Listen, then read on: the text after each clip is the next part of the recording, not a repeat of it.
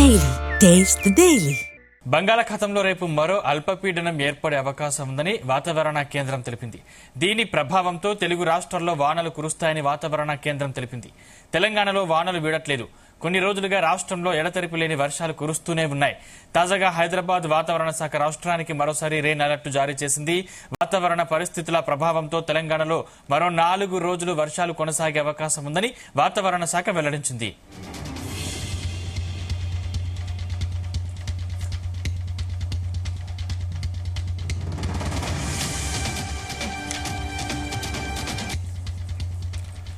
ఇవాళ దాదాపు అన్ని జిల్లాల్లోనూ అక్కడక్కడ వర్షాలు పడతాయని చెప్పారు. ముఖ్యంగా ఉత్తర తెలంగాణ జిల్లాలు నిజామాబాద్, జగిత్యాల, రాజన్న సిరిసిల్ల, కరీంనగర్, పెద్దపల్లి, ఆదిలాబాద్, ఆసిఫాబాద్, మంచిర్యాల, నిర్మల్ జిల్లాలతో పాటుగా భూపాలపల్లి, ములుగు, కొత్తగూడెం, ఖమ్మం, మహబూబాబాద్, వరంగల్, హన్మకొండ, జనగాం జిల్లాల్లో వానలు కురుస్తాయంటోంది వాతావరణ శాఖ. ఈ అంశానికి సంబంధించిన మరింత పూర్తి సమాచారం మా ప్రతినిధి రాజు పటేల్ అందిస్తారు. రాజు పటేల్.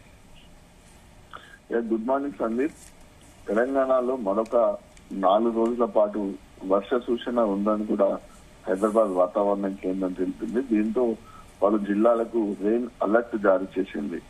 రాష్ట్రంలోని పలు జిల్లాల్లో మోస్తారు నుంచి భారీ వర్షాలు కురిసే అవకాశం ఉంది. దీంతో కొన్ని జిల్లాలకు ఎల్లో అలర్ట్ కూడా జారీ చేసింది. దీనికి ప్రధాన కారణం చూసుకుంటే అండమాన్ సమీపంలో బంగాళాఖాతంలో ఉపరితలం ఏర్పడనుంది. అది అక్టోబర్ 1 నాటికి ఈ రోజు ఉత్తర మధ్య బంగాళాఖాతంలో అల్పపీడనంగా మారే ఛాన్స్ ఉంది. ఈ అల్పపీడనంగా మారినటువంటి ఈ వాయుగుండము ప్రభావంతో తెలంగాణలో అటు ఆంధ్రప్రదేశ్ రాష్ట్రంలో 2 రాష్ట్రాల్లో కూడా వర్షాలు కురిసే అవకాశం ఉంది. సందీప్, ప్రస్తుతము పశ్చిమ మధ్య బంగాళాఖాతం వరకు దక్షిణ గుజరాత్, విదర్భ, దక్షిణ ఛత్తీస్గఢ్, దక్షిణ ఒడిశా, కోస్తాంధ్ర మీదుగా ఈ ఉపరితల ఆవర్తనం సగటున సముద్ర మట్టానికి 0.99 కిలోమీటర్ల ఎత్తులో ఈ ద్రోణి కొనసాగుతుంది.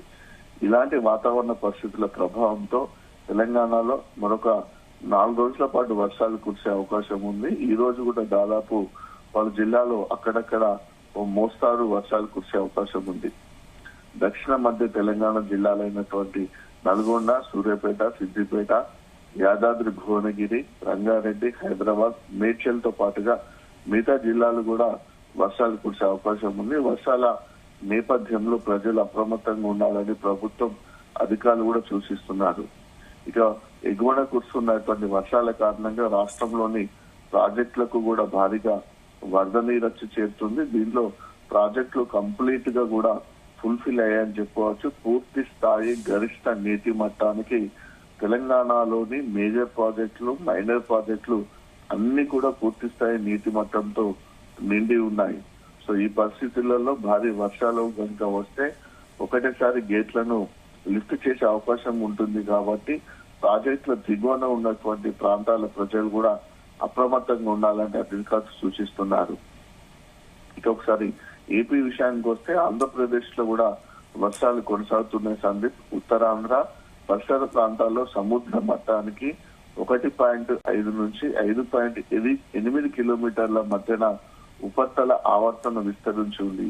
దీని ప్రభావంతో ఆంధ్రప్రదేశ్ రాష్ట్రంలోని అల్లూరు సీతారామరాజు, విశాఖపట్నం, అనకాపల్లి, కాకినాడ, డాక్టర్ బిఆర్ అంబేద్కర్ కోనసీమ జిల్లాలో కూడా అక్కడక్కడ వర్షాలు కురిసే అవకాశం ఉంది. వర్షాలతో పాటు పిడుగుల ప్రభావం కూడా ఈ జిల్లాలో ఎక్కువగా ఉండే అవకాశం ఉందని కూడా ఏపీ విపత్తుల నిర్వహణ సంస్థ తెలిపింది. కృష్ణా, గోదావరి నదుల వద్ద ప్రవాహం ఇంకా కొనసాగుతుంది. ప్రస్తుతం ప్రకాశం బ్యారేజ్ వద్ద ఇన్ఫ్లో అవుట్ఫ్లో 6,61,000 క్యూసెక్లు ఉండగా 2వ ప్రమాద హెచ్చరికను ప్రకాశం బ్యారేజ్ వద్ద జారీ చేశారు. గరిష్టంగా 7 లక్షల క్యూసెక్ల వరకు వరద పెరిగే అవకాశం ఉంది.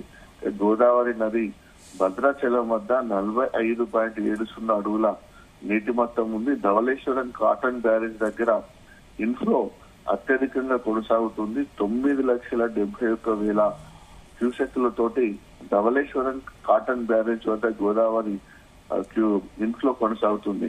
ఈ రాత్రికి మొదటి ప్రమాద హెచ్చరికకు చేరుకునే అవకాశం ఉంది. దాదాపు మరొక 2 రోజులైతే ఈ ప్రవాహము 12 నుంచి 12.0 5 లక్షల క్యూసెక్ల వరకు కూడా చేరుకునే అవకాశం ఉంది.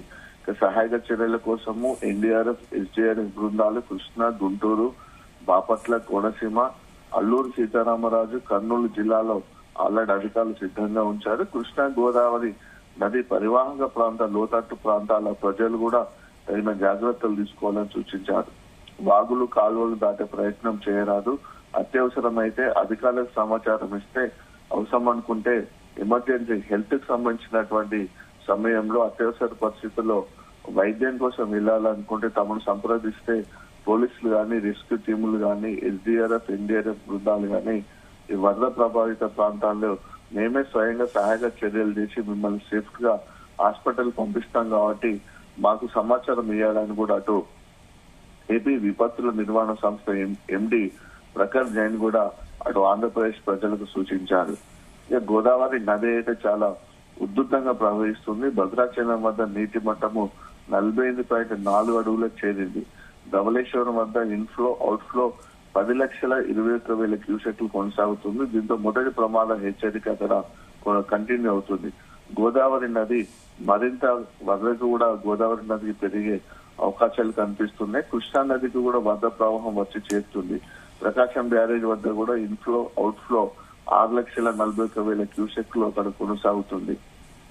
ఇక బాసర వద్ద నుంచి కూడా గోదావరి నది ప్రవాహం ఇక తెలంగాణలో కూడా ఎక్కువ కొనసాగుతుంది. ఎగువన మహారాష్ట్రలో కురుస్తున్నటువంటి భారీ వర్షాలతోటి తెలంగాణలో విస్తరించున్నటువంటి గోదావరి నది మొదటి నుంచి కూడా అటు బాసర నుంచి వయా కాళేశ్వరం, భద్రాచలం వద్ద కూడా చాలా మహోగ్ర రూపంలో గోదావరి నది ఉరకలు వేస్తుంది, పరవలు తొక్కుతుంది.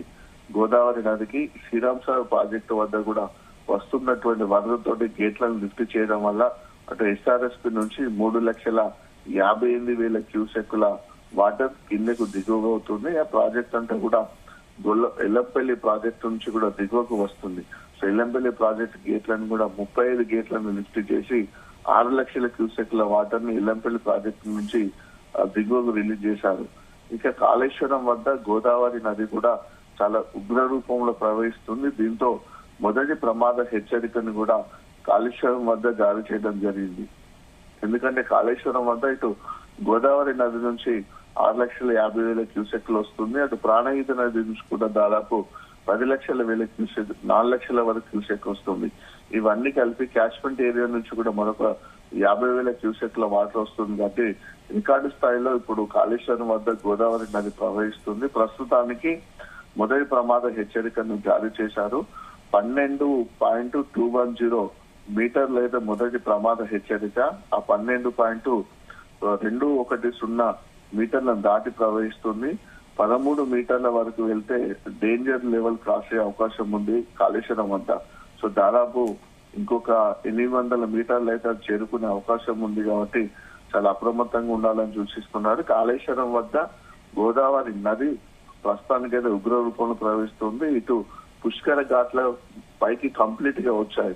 దీంతో అక్కడ కాళేశ్వరం నది పుష్కర ఘాట్ల పక్కన ఉన్నటువంటి దుకాణాలు ఏదైతే ఉంటాయో అది పూజకు సంబంధించినటువంటి సామగ్రి ఇచ్చేటువంటి షాప్స్ ల వాళ్ళందరినీ కూడా, అవన్నీ కూడా టెంపరీ షాప్సే, ఆ షెడ్లను అక్కడ ఉన్న వాళ్ళందరినీ కూడా కంప్లీట్ గా ఖాళీ చేపించి మీదికి పంపించారు. దాంతో పాటు కాళేశ్వరం గ్రామానికి సంబంధించినటువంటి లోతట్టు ప్రాంత ప్రజలను అప్రమత్తం చేశారు. దాని దిగువన ఉన్నటువంటి మహదేవ్పూర్ ఉంటుంది. మహదేవ్పూర్ ఒడ్డు పక్కన ఉన్నటువంటి ఎవరైతే ప్రజలు ఉంటారో ఇళ్లలోకి కూడా వాటర్ వచ్చే అవకాశం ఉంది. కాబట్టి వాళ్ళను కూడా ముందస్తుగా అధికారులు ఖాళీ చేయించారు. ఇక కాళేశ్వరం వద్ద గోదావరి నది ఉగ్ర రూపంతో ప్రవహించడంలో చాలా వందలాది ఎకరాల్లోకి కూడా ఆల్రెడీ పంట పొలాల్లోకి కూడా గోదావరి నీళ్లు వెళ్లిపోయాయి. మేడిగడ్డ లక్ష్మీ బ్యారేజ్ వద్ద కూడా అత్యధిక ప్రవాహం ఉంది. అక్కడ 11,37,540 క్యూసెక్లతోటి గోదావరి నది ప్రవహిస్తుంది. అంటే చాలా ఎక్కువ ఫ్లో అని చెప్పవచ్చు. 11,37,000 క్యూసెక్కులు అంటే ఇది రికార్డు స్థాయిలో ప్రవహిస్తుంది. అంత పెద్ద అన్ని లక్షల క్యూసెక్కులు ఈసారి మొదటిసారి వచ్చాయని చెప్పవచ్చు. ఆగస్టు నెలలో కురిసినటువంటి వర్షాలతోటి కేవలం 10,50,000 వరకు మాత్రమే అక్కడ గోదావరి నది ప్రవాహం ఉంది. కానీ ఇప్పుడు 11,37,000 క్యూసెక్కుల రికార్డు స్థాయిలో గోదావరి నది అక్కడ మేడిగడ్డ లక్ష్మీ బ్యారేజ్ వద్ద ప్రవహిస్తుంది. దీంతో ప్రజలు అప్రమత్తంగా ఉండాలని చెప్పారు. గోదావరి నది ప్రవహిస్తున్నటువంటి బ్యారేజ్ ఏదైతే ఉంటాయో వాటి అన్నిటిని కూడా ఫ్రీ ఫ్లో కండిషన్ లో ఉంచడం జరిగింది. ఎందుకంటే అటు కాళేశ్వరం ప్రాజెక్టు సంబంధించినటువంటి మేడిగడ్డ లక్ష్మీ బ్యారేజ్ అయినా, అన్నారం బ్యారేజ్ అయినా, సొందిల్ల బ్యారేజ్ ని కూడా అన్ని గేట్లను కంప్లీట్ గా లిఫ్ట్ చేసి ఉంచారు. ఎక్కడ కూడా వాటర్ స్టోరేజ్ చేయకుండా ఫ్రీ ఫ్లో కండిషన్ ఉంచారు. వచ్చిన నీటిని వచ్చినంత కూడా గోదావరి నది ప్రవాహం అయితే చాలా ఎక్కువగా ఉంది. ఇటు తెలంగాణలో అటు ఏపీలో రెండు రాష్ట్రాల్లో కూడా గోదావరి నది చాలా ఉగ్ర రూపంలో ప్రవహిస్తుంది. దీంతో గోదావరి నది పరివాహక ప్రాంతం ఎక్కడైతే లోతట్టు ప్రాంతాలు ఉంటాయో లోతట్టు ప్రాంతాల్లో వాటర్ వచ్చి చేరుతుంది. దాంతో పాటు పంట పొలాలకు కూడా గోదావరి వరద నీరు వచ్చి చేరుతుంది.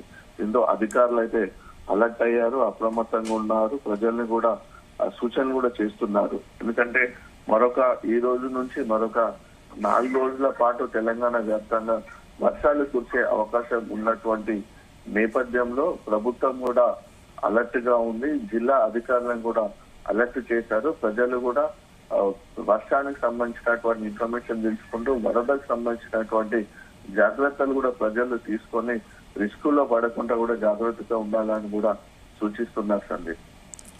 Thank you Raju Patel.